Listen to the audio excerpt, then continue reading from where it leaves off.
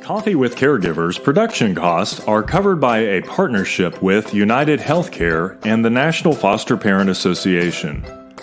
We receive no federal or state funding and depend on our constituents and viewers to help us achieve our goals to provide support and services that meet identified needs within our mission. We would like to welcome the viewers of Coffee with Caregivers to the family. The National Foster Parent Association offers several membership opportunities for individuals, child placing agencies, and state and local affiliates. You can join today or donate at nfpaonline.org.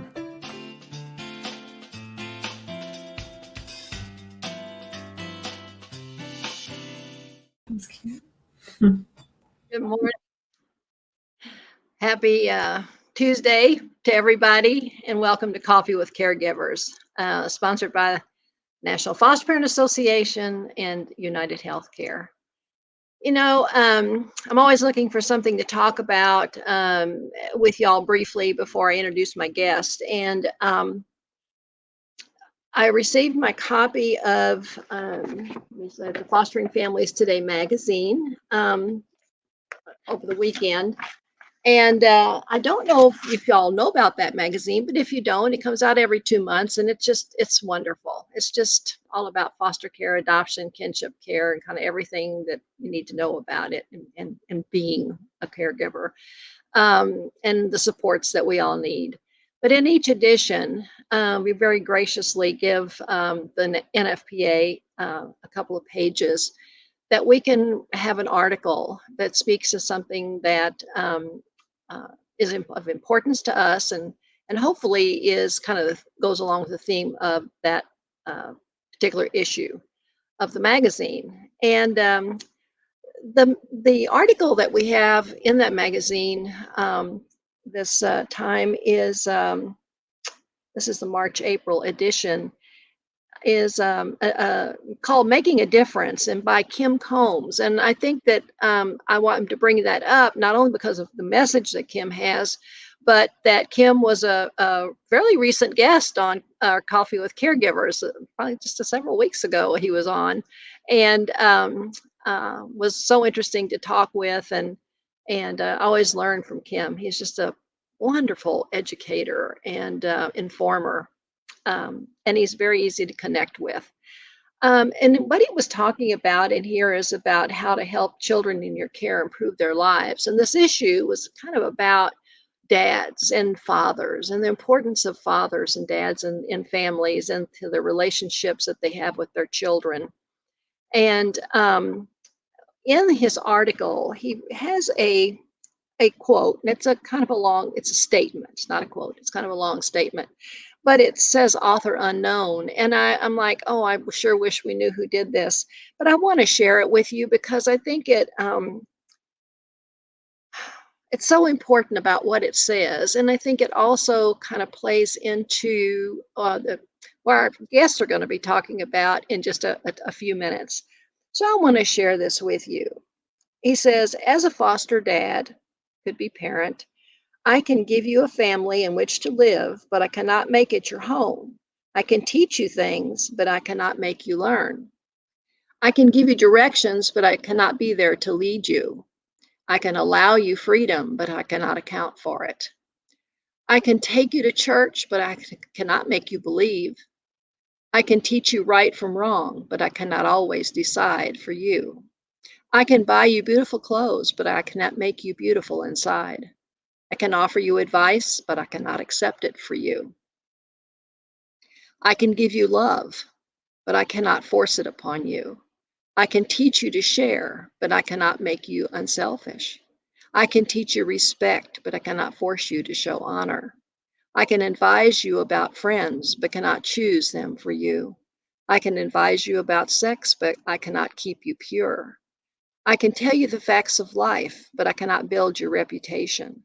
I can tell you about drink, but I cannot say no for you.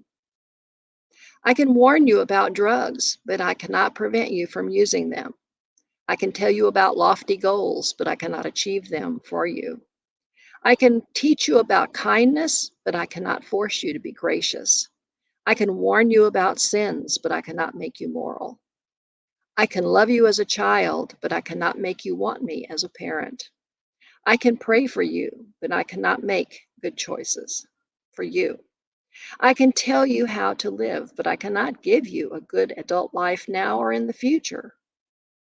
I can come along beside you, but I cannot take away your pain.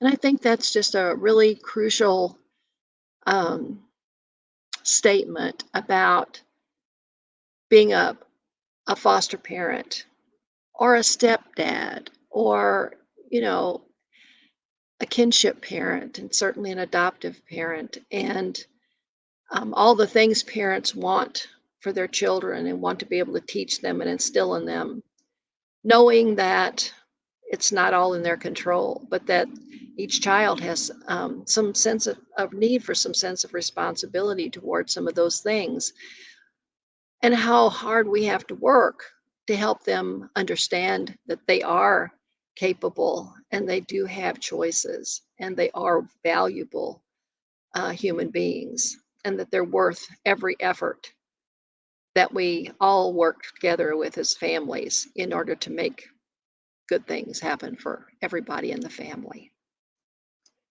So I want you to think about that a little bit as we kind of move forward in our episode today. Let me show you my cup right quick. I love this cup. It says, "The days are long, but the years are short. Choose joy." Oh, I always do this wrong here. And isn't that true? Some days you just think they're never going to get over with. And you just, Lord, please let this one be over with. But the years are so short. And we always say, oh, the older I get, the faster time goes. And boy, is that the truth. Um, uh, and so this is a cup that really has spoken to me ever since my friend gave it to me. And I love it because on the inside, every time you take a sip, it tells you to choose joy. So it just kind of hammers it home with every sip, which some days I just need that because I feel like there's so much to do and not enough time to do it. And am I doing it well enough? And is it making a difference and all those things? All right, enough of all that stuff. I'm ready to introduce my two guests to you. Wow, I don't even know how to start out. These young people have authored a book, and the book is outstanding. And so I'm going to show you the book. There it is. The book is Redefining Normal, and Justin and Alexis Black are the authors. So I'm happy to introduce you to these two beautiful people. Love your smiles. Just I love pure joy, and I see joy on your faces. I heard joy in your book many times, along with some great sorrows. Mm-hmm. But I think one of the things that made me so intrigued with your book was that it wasn't all about like woe is me and my life was horrible. It has joy built through it. And especially when y'all met and moving forward and how you approached your relationship, you really put some wonderful adult thinking into you really did. And so many times I'm thinking, I wonder if my kids would have been that adult thinking at that point. I don't think they were. So it's just a beautiful book, a beautiful story. And I know it's not anywhere you're probably going to have to write another one, quite frankly, because I'm going to want to know where y'all go from here, and how do you change lives? Because I know you're going to. Mm-hmm. I know that. I'm convinced of that. So just be planning on you may need a sequel at some point. All right. So Justin and Alexis, I would love for you to each talk about yourselves a little bit and tell our audience what you think is important for them to know about each one of you, and then introduce your cups to us. Yeah, absolutely. You want to go first? I'll let you go first. Oh, okay. I'm Alexis Black, and so I'm a recent graduate of Western Michigan University. I've co-founded, we're on our 5th company now, which is kind of insane. One of those being Redefining Normal, where you can see our shirts, and obviously on the wall behind us. Yeah. So we wrote this amazing book that she mentioned, and so that's a little bit about me. And I'll let my husband explain himself. I mean, it's so much more to say about I know, her. so much. She's trying to be humble, but man, if you just telling her degrees alone will take up half the show. But yeah, so it's such a blessing and honor to be on here with you, with my wife, and talking about our book. I'm a graduate of Western Michigan, actually just this past July, and 2020 has been a crazy year for us all, but in a lot of ways it's been a crazy good year for me and for us. I graduated from college in 2020. I started a business, Redefining Normal, and Rose Empowerment Group, and I became an author of the Redefining Normal book. And originally from Detroit, grew up there for pretty much all my life, and now it's just a pleasure to be able to be in a position I am right now as an author and business owner, and to just be on this show and talk about, just our experiences and what we've done. Mm-hmm. You also forgot in 2020, we actually also got married and we bought our first house. So a lot happened in 2020. That's where we are right now in our first home. Yeah, we are in our home that we got in 2020, and we also got married in 2020. Yeah, I'm thinking like there's a lot that happened. What else did I forget to mention? What else happened? Yeah, well, when everybody else is moaning and groaning about 2020, y'all can be cheering and being cheerleaders for 2020, huh? Because a lot of good did happen in 2020. We just didn't focus on it, did we? But same thing for us, and in our family and personally, and certainly for the National Foster Parent Association. And we had more opportunities, more people reaching out. We had more opportunities to help people, right? And so, everybody in my family calls me the eternal optimist. I'm always looking at everything it's going to be good, and it is good. And the glove ice is always 3/4 full, never half, right? So it's that kind of thing. And so for those of us that are optimistic, it's kind of easy to find some of the good stuff, even in the midst of the really difficult times. But for others who don't have that same outlook on life, it can really be difficult, and even damaging. And we know that the numbers of kids in foster care with committing suicide have gone up considerably in 2020, and things like that. I mean, it's been very difficult, and we've got to do a better job of communicating with the kids, parenting the children better, getting the resources and the supports they need, more timely, all those things that we're all talking about now, that I think we have an impetus and a new reason to be working harder. And I think that your book, where you talk about your life in foster care, and some of it was good and some of it was not good at all. And we can all learn from those experiences. You have to acknowledge them before you can learn from them, right? Exactly.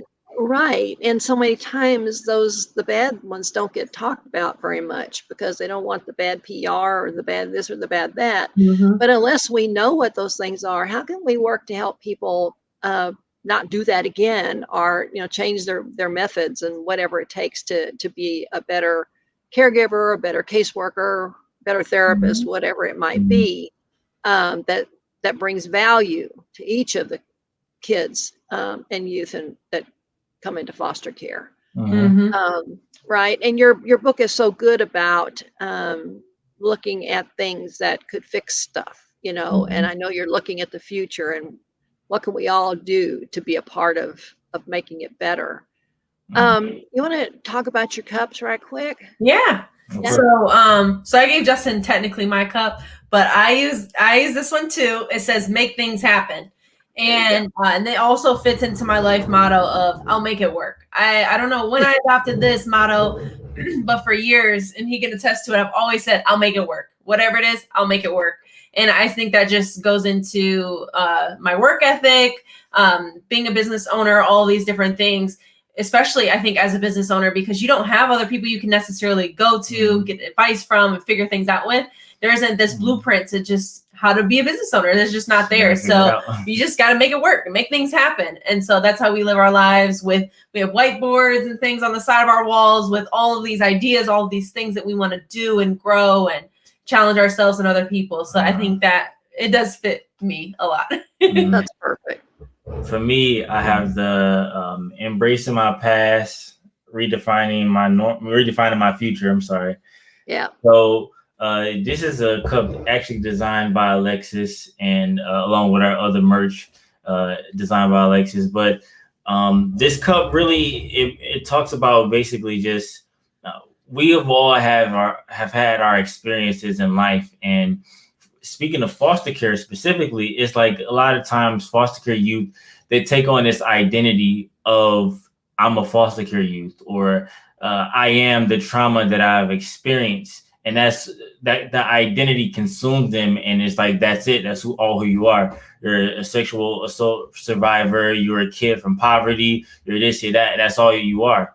But really, that's not all who you are. It's a part of your experiences. It's a part of your identity. So you take that on as you're a survivor. You're this, you're that. And I've learned that you have to take that on, and that's a part of your journey and a part of your experience. It doesn't define who you are 100%, but it's a part of who you are. And you take part of that identity and move forward and use that as a way to grow and to move forward and to inspire other people. So we want to embrace, not even neglect it or hide that we're former foster care youth or foster care alumni. We embrace that, and we also say, I'm a former foster care alumni, but I'm also a business owner. I'm also a homeowner. I'm also this, I'm also that. And then you take all the information, and then you can define who I am. That's absolutely right. And there's so many of you former foster youth who have just gone on to do such wonderful things, right? I think people must be blind if they're not finding all those folks out there, because I seem to meet new ones all the time, you know, through other former foster youth, or through the alumni associations and different conferences that we go to and various things, you know, that we just keep learning more about the leadership skills that are really making a difference now. And there's so many alumni who are so active in Washington, D.C. and working with Congress, and can walk in basically to any office, you know, and they know who they are. I mean, my gosh, 20 years ago, then that wouldn't have happened, right? Yeah. But youth voice is being heard. The lived experience is being heard really for the first time in the last few years. And I think that's why we're seeing so much new legislation coming federally and the great policies that are coming out, because they're listening to the right people. Yes. And not just the kids, but their parents as well, you know? Yeah, exactly. I mean, I think that we really, it's been a light ever since I've been, you know, I've had my hand in interning in DC and interacting with people in DC. And when I'm around there, I've always seen foster care youth being active on the ground and really being involved and checking people when they're not right. And I love it. You know, I love seeing people. I love seeing us there and having our voice heard and demanding a seat at the table when those policies directly affect us. So I love it. Yeah, I actually was testifying in front of House Ways and Means Committee one year, and it was 5 of us. It was a former foster youth, a young lady, I believe she was from California, and the head of foster care in one of the states, I'm not going to say which one, and the head of adoption in a state that was there as well, and then myself representing the foster parent population. And I remember the person that was the head of the state child protective services bureau made us their statement, and I think we each had like 5 minutes or something that we could talk right before they could ask us questions. And when it was the young lady's turn to speak, she said, well, before I start my prepared I love that. My prepared comments. Ma'am, I have something that I don't agree with, and I think you need to research what you said. I almost cracked up because she wasn't going to let her get away with some information that she truly felt was incorrect. And I think she was right, because I thought too when that was said, oh, I don't never heard that, but she had the guts to do it. And so, I think sometimes that when you've had to kind of fight hard for what you've gotten right and what you needed, that she carried that over into her advocacy work. And I saw them talking afterwards together, so I'm sure they had a conversation about, why the girl disagreed with her. But I mean, it was like priceless. And here, everybody, when you go to do something like that, you're nervous as heck because you're in front of these really important people, right? And but not her. I mean, it was awesome. So I'm so glad that more and more of the alumni are speaking out, and some are saying that they don't like to be called alumni anymore. So I may be using an old term. I'm not sure, but we got to hear from more of you. And again, your book is doing that. It's another vehicle in order to do that. Yeah. One of the things I want to ask about your book, the way you wrote it, where you each write separately. I think that's a really unique way of telling your individual stories, but at the same time talking about kind of the same concept, right? Depending on what the chapter's about. And I thought I really I like that way of doing it. How did y'all decide to write it that way? Because most people, they write together, and y'all's were this and this, and mine, I just thought it was excellent. So how did you do that? I mean, we're both people of faith, and I think that the layout of the book was really given to me. I've never read a book like ours. And so going back to, what my mug says, you make things happen, you make it work. So because I never read a book like ours, I had nothing to model it after. There might be another book out there that's written in our same, layout that I have no idea, but I have never come across one. So I had to really brainstorm together. We did it together. Don't give me all the credit. Where we said, how are we going to take such a large topic and break it down into points that everybody's going to be able to digest, but also that they'll be able to apply it to their life. And as you mentioned before, that it's not, woe is me, I'm the victim, but no, we're survivors. And this is what we've done. And how are we going to bring people with us on this journey and continue to bring them with us as we continue to be business owners and growing and challenging other people and continuing this narrative and ultimately continuing the conversation. And that's what really this is about, because the book is only 300 pages. That's the typical length of one memoir for one person. And we have both of our lives in there. So we could only put so much in there. We gave everybody the highlights, essentially what I tell people. And so we had to just get our point across and just kind of go forward. But what's actually really interesting is that we didn't coordinate what was going to go in each chapter. We just said, what is the topic? And then we just kind of go with it. And then once we printed off our first draft, we read each other's parts out loud, which is a great exercise for us as a couple to gain empathy and compassion and love for each other, especially since we were getting married a couple months later. And it just really helped us in that part as well. But reading each other's parts out loud, how sort of he filled in gaps of things that I didn't, and I filled in gaps that he didn't, and the transitions between the two. I was like, this is getting weird now because of how well it was transitioned and the content and how it was written. We didn't coordinate that at all. And so I think that's also a testament to our relationship and how we were brought together and really are on this journey together. And it had to 100% be a partnership, that every single word in that book we agreed on.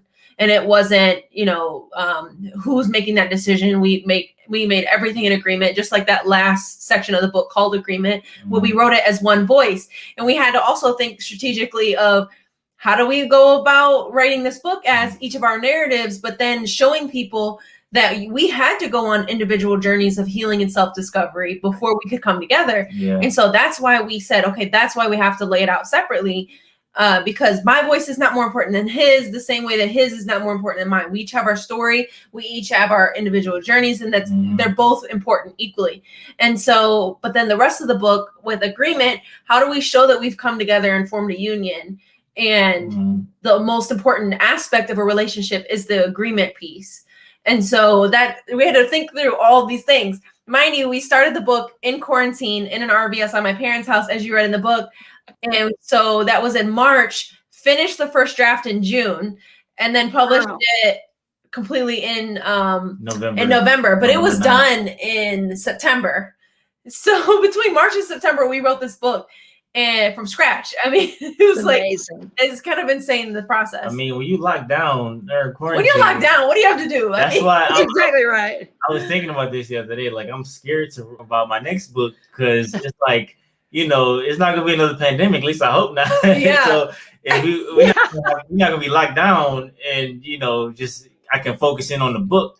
So I'm like, I gotta balance life and everything else and try to write a book. That's gonna be hard. But when we're locked down and quarantine and writing a book, it's like it was hard because it's a global pandemic. But you know, we're just focused in on this book, so it helped a little bit. You know. Yeah, and when you mentioned sharing foster youth voices, actually in that same issue of Fostering Families Today, I don't know if you saw our part. I did.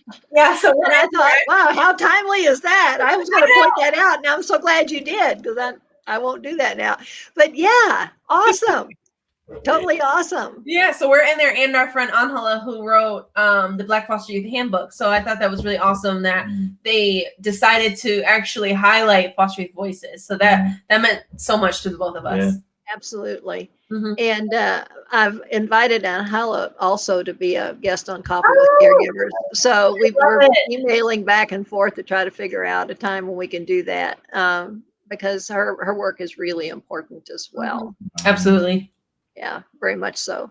Yeah, I thought the each of you writing your own chapters, at least the way my brain works, it kind of helped me follow your stories in a more clear way, I think. You know, Justin's was Justin's story, and your story was your story, Alexis. And yet you were coming to some of the same outcomes and dreams and hopes, and how do I fix this, or how do I change it, or what do I want to continue, what I don't want to. I mean, all of that was just in there, but it was easier to follow kind of the progression of your stories, or from your beginnings to where you are now, each writing individually. So I just thought it was really bright, smart to do that. So congratulations on that too. I think that's another reason to read this book, because it's written differently.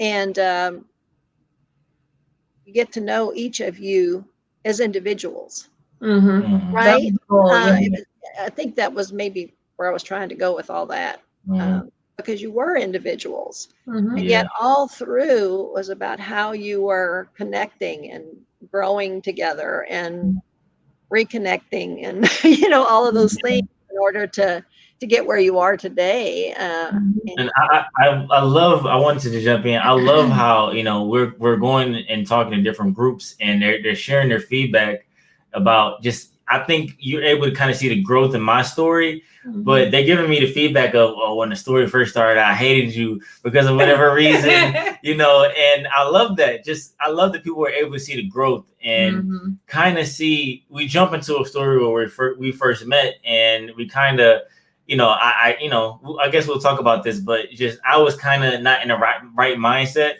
but you know, I love how we go there and we jump back into our childhood, and you're able to see, you know, just kind of the build up to why I was displaying these actions as an adult. You're able to kind of grow up with me during my situations. That's why I really love that the reader was able to grow up with me as I went through so many different trials and tribulations. Right. And well, you're absolutely right. It gives the reader the background to understand where you were at 19 and 20, right? You know, as you were moving through and looking at your future and figuring out, how do I make that work? You know, who are my friends going to be? What kind of people do I want to hang out with? I mean, all of bullshit. those, Yeah. right, all of it. So it was excellent for both of you. I felt like I knew you, I had a relationship with you, with the honest way you wrote. And I think that's going to resonate with people too, that you were writing from the heart, writing from true experience. And you were, I'm sure you left some things out that nobody needs to know, but you put some stuff in there that probably was a little hard to share and Oh yeah. need to share. But you did, because your full intent is to make this all better for the next people who need help. Mhm. Exactly. And so you were willing to put some of that on the line, and not everybody's willing to do that. I mean, we wrote in the way that we see leadership, which is very transparent and vulnerable and with integrity. And so that's how we lead our team. That's how we lead our lives. And so that's how we wrote the book. And so that was the best way that we knew how to do it, is the way that we live our lives, really. Yeah. And no matter how difficult it was, which I had so many doubts, and I told him so many times that I really don't know if I want to publish this. I feel like we're publishing our diary. Why are we doing this? And it's like, well, if I ever decide to get a job or whatever, know things about me that I don't want everybody to know. But what we did was, when we first started writing this book, we wrote down, what is our purpose for writing this book? What is our why? And so the days where we had a really ugly tears and we were crying in each other's arms, and this was a really hard process, we look back at that and we said, this is our why.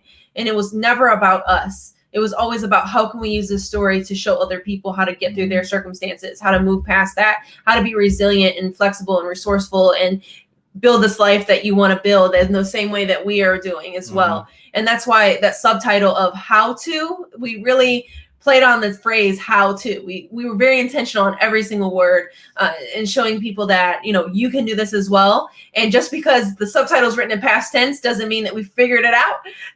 This is an ongoing journey. We're going to be healing and growing and challenging ourselves and people around us for the rest of our lives. And this is just our own personal prerogative and mission in life. But we want people to join on this process and have these conversations, because we are where we are, and so much in part of broken communities and broken families that we grew up in. And I never want people to experience the things that I've gone through. And just how many people have come to me, especially women. I mean, men have come to Justin as well, but how many women I know personally for me have come to me and said, you have helped me heal from things that I never thought I could, or I never met anybody else who's gone through things that you've gone through. And one of my favorites was, reading your book is helping me talk to my husband about things I never talked about. And it's like, I always get so emotional because those testimonials are exactly why we did this. This was our why. And I mean, Justin has encouraged so many men, especially Black men, to go to counseling and deal with mental health and things, because if we can't be who we need to be for ourselves, how can we be that for our partner, for our children, for our family, coworkers, whoever it is? We have to deal with ourselves first. And that's exactly also why we wrote it in individual narratives, because he can't heal me or fix me in the same way that I can't for him. And it's not fair, really, of each of us to put it on each other. And I made sure and put that in there. It's not fair for us to do that. But we're going to get through it together. And hopefully people see it that way, that it was a teamwork and it was a team effort. And that's how all relationships have to be, that it has to be mutually beneficial, because when it's not, it's unhealthy. Right. Well, that's kind of why I read what I did at the beginning of this show, is written from a foster father's perspective on there. But again, can't make other people better. I mean, you can't make them understand the why of it sometimes until they understand the vulnerabilities of what's happening and the consequences sometimes of those decisions. And then you have all these people who care and want the very best. And if you're not open to it, it doesn't happen and you have to change. One of our sons, we have 4 adopted children, and one of my sons just thought he was unlovable, and for a lot of reasons in his early life. And he even left, home when he was about 16 and didn't come back until, oh gosh, he was 30 years old. We didn't even know where he was most of the time. But when he came back, he just said, Mama, you and Daddy saved my life. I couldn't understand what you were doing then because I had no value, no self-worth because of what I'd been told about myself. And, but everything that you did and said, it's in here. I'm going to be a good man. I mean, and he said, I'm going to be a good father and a good husband. I know I can do it now. And it took him a long time to get to that point, and he had to go out there and try some things that were not very healthy for him, and somewhat dangerous for him, and all those things until he was able to come to grips and finally understand. But the first thing he said to me is, Mama, everything y'all told me, everything you tried to teach me, all the things you showed me, everything, it's in here. Yeah. It's in here. I tried to push it away and push it away and push it away because I wasn't worthy. That is amazing. And then he was worthy, and all of those things we didn't give up on him because he was worthy. And that's definitely one of the huge lessons that we put in the book of the power in our words and the power that we have to speak life and death into everybody around us, including ourselves. And we definitely go into self-sabotage in the book. And what we always tell foster parents, mentors, whoever it is that you have no idea the seeds that you're planting right now. On every nice word or sentence, that might be the only nice thing that they've ever heard, but it's planting that seed. And you have no idea how it's going to be nurtured throughout time. You may not see the results immediately. It may take years, but it's there, and you have planted that in them. And so to continue doing that, because there's just so much negativity planted around us and in our lives and our minds and our hearts. And it's so incredibly unfortunate. And it took us so many years to figure that out of, is this normal? Is this healthy? And it wasn't until we really were taken out of our circumstances and put into foster homes. And with me, it was my foster and adoptive parents, and seeing a completely different way of life than I was used to. It was a completely different dynamic. And it kind of freaked me out at first, honestly, but I worked through it and just really started to appreciate it, of how foreign it was, but how much I needed it in my life. But it took me 4.5 years after meeting them and knowing them and being surrounded by them that I started to internalize the things that they were saying. Because again, it goes back to our worthiness. Or do we feel worthy of being loved and invested in, and all these things, as you mentioned with your son? Right. And it's amazing how many kids do feel that way. And it's sad because of the circumstances that led to that, how we can get upstream far enough that we can stop some of that is really a key issue that we haven't spent nearly enough time studying and figuring out what it is that needs to be done, and how we can get to families much quicker, much earlier, and stop some of that stuff, and hopefully not have to move children out of their families at all. Wouldn't that be something? Yes, absolutely. That's where we need to be, and as communities supporting those families. So, I think that there's, I just know that your book is going to be wildly popular, and I'm so grateful to both of you for agreeing to be on this coffee episode. I want to read a little bit, and just for your final comments, a little bit out of the What's Next chapter, just a little half page here. But let me see. You're talking about building your relationship together and setting up the foundation for a healthy, long-lasting marriage. And odds have always been stacked against us, but we hope that this book is only the beginning of us creating a dialogue of teaching people strategies of identifying healthy and unhealthy habits. We're challenging the next generation to create communities and families filled with love, healing, and growth. We hope this book inspires people to become mentors, to foster, to adopt, but most importantly, to be intentional on how we behave and how we interact with one another. We all need to do that, regardless of where we're going to go. Absolutely. Lastly, and most importantly, and maybe most importantly, choosing to adopt or foster should not be seen as less fulfilling than having biological children. This really grabbed me because I don't have any biological children. All of my children are adopted. And I'm the really proud grandma of 22 grandchildren and 3 great-grandchildren and another one that we had a gender reveal on yesterday, and it's a girl. So you know what? I understand that statement really, really well. And I'd never seen anybody put that in a book before. And so I want to thank you for that. So ultimately, foster care saved us, which is why we feel so strongly about discussing it and also about giving back in some way. It's why we are passionate about sharing our story. We want others who are walking or have walked that path to know they are not alone and they can achieve anything they want to. Now we leave it to you. What will you do? How can you redefine normal in your life or in the community around you?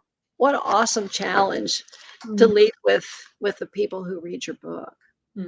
That was our goal. I mean, again, this isn't about us. This is about how many lives are we going to change? How many generational patterns are we going to change? How many people are going to heal from reading this book? And that is why it has been our goal to have this book into all foster parent trainings in the hands of foster and adoptive parents and foster youth themselves. I mean, this goes far beyond the foster care community. Just anybody that's really gone through trauma or struggling with anything, this book can allow. Absolutely. But that is our definite goal. Yeah, children raised kind of like Justin said a while ago, with domestic violence as the pattern.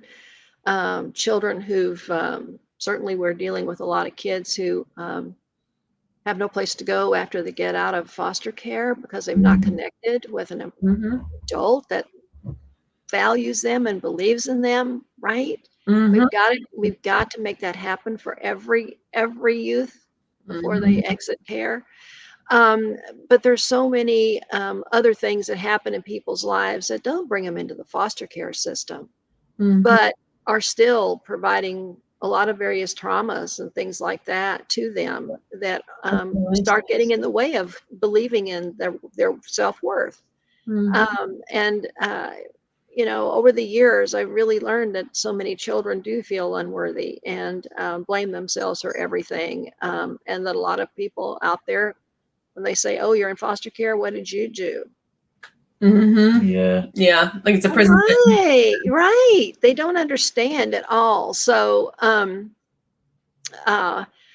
this, I think, your book, I'll put it up here because I just love it, is going to really make a difference. We just hope it plants the seed, it sparks an idea, and I've gone around family, that I talk about in the book even today, and it validated that we needed to write a book like this, and that it's so many things that we just do is just so nonchalant, it's just so normal, it's just okay that we don't think twice about, and we don't think twice about doing around kids and influencing the family and community around us. And it's so normalized, and it's crazy being on the other side of things, like Alexis talked about, being outside that environment. And when you go back into that environment and you see just how different things are, and man, I thank God that he put this book on our heart, and that, we're just able to share this with the public, because we just hope that, it says something to somebody, and we feel that it will, but we just hope that it plants a seed in somebody's heart to just be curious about even something as simple as just traveling abroad, just be curious about doing something outside of the normal of what's expected, So we hope that it influences people and inspires people on some degree. And you're actually one of the first people we've told, but we're in the process of recording our audiobook right now. And that's awesome. Yeah, you said that to me in an email, and I'm like, oh my God, that's going to be even better. Yeah, I mean, it's definitely tough, to read these things out loud. It's one thing to read it, in your head, but to actually say them out loud and with emotion, everything, it's definitely not the easiest. But at first I was like, can we hire somebody to do this for us? But we're like, no, this has to come from our voice. And I just think how much more impactful it would be, like, to come from our voice telling our story. Mhm. And as we were playing back the audio from one of our recordings yesterday, I was just like, oh my goodness, this is going to impact so many people. Yeah. For all the people that can't read, don't like to read, can't sit still, this is going to be accessible for everyone. And that just Exactly makes right. my heart so happy. Mhm. I think it'll get a lot more of the youth involved in reading it too, because they won't have to read it. They can listen to it, right? Exactly. And just put those earbuds in and go, and do their thing. And I think that the avenue is really smart to do that too, because it'll make a broader audience for sure. I agree. All right. Well, I think our time is up, and I hate to tell you that, but it is. So any parting words that y'all might have for our audience? Yeah, I mean, if you're interested in getting a copy of the book, you can always go to our website, re-definingnormal.com. And for all the listeners, we are willing to offer 50% off autographed copies with coupon code 50OFFRN. So it's 50 off RN, 50% off autographed copies at re-definingnormal.com. You can reach out to us. We do speaking engagements, trainings, keynotes, you name it, we're doing it. And you can email us at info@re-definingnormal.com. Yeah, and we want you to all to really just join the Redefining Normal movement altogether. So if you already have a book, if you're already on board with this, maybe just grab a T-shirt or something like that. grab a coffee. Yeah, I need to go on the website, don't I? Grab your coffee mug. I'm probably going to have to get one of those for sure. Yeah, we want to ultimately continue the conversation. We want to continue the conversation of redefining normal, figuring out our pathway, of working through our trauma, accepting who we are, and just coming together and figuring this out as a community, really. So we want you all to join the movement, grab your book, grab your T-shirt, your coffee mug, whatever it takes, continue the conversation and continue the movement. And leave a review on Amazon. Yeah. There you go.